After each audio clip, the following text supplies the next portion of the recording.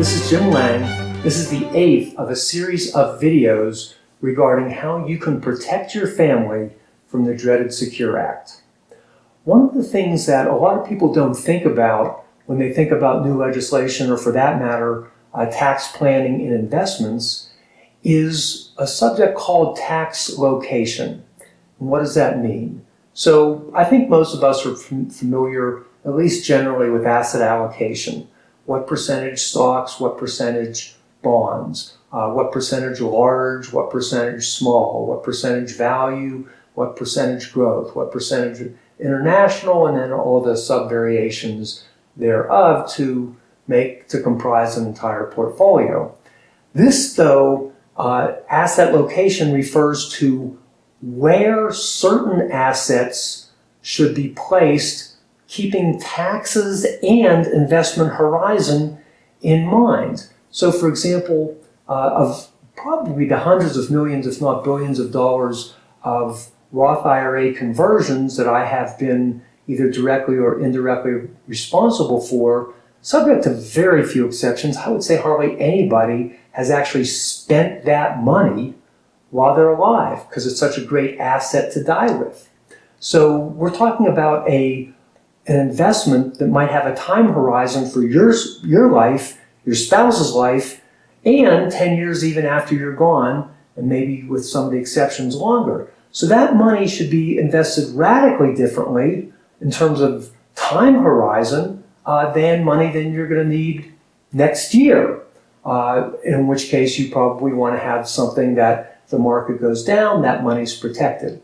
You also want to think about the taxes. So, for example, with after-tax dollars, that might be a good place to have stocks. And the reason for that is because the IRA that is not taxable, the after-tax dollars that are taxable will have a much lower tax rate with stocks, because part of it's going to be qualified dividends, that is a favorable tax feature. Part of the income is going to be capital gains that are also favored.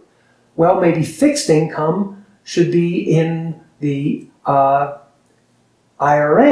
And the reason for that is, let's say it's all income, but you're not currently paying taxes on the IRA. So obviously it's going to depend on each situation. But the point is, if you're smart about which assets are located where and what type of assets you're going to put in either IRA, after-tax, Roth IRA, and there's a number of other areas that we can look at, you can probably get a much bigger bang for your buck that is closely related to the idea of tax loss harvesting that we're not going to get into. But anyway, be smart about your taxes, and it can be a great way for more money for both you, your spouse, and your heirs.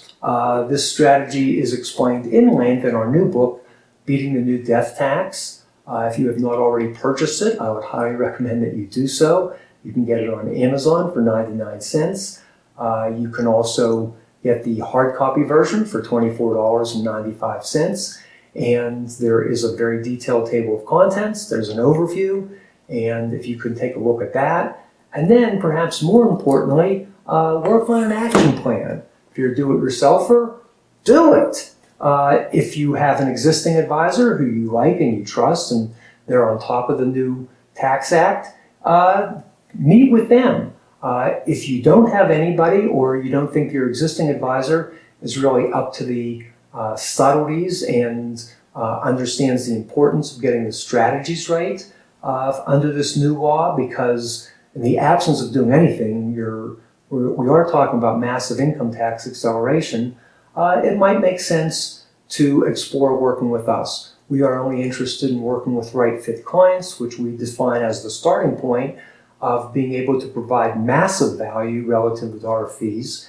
And of course, as you might expect, there is information in our new book to determine if you might be a right fit client, and if so, the next steps. But the important thing is get the book, and perhaps more importantly, after deciding what to do, or even working with your existing advisor, or potentially with us, please don't do nothing. Please do something. Take action. Protect your family. Thank you.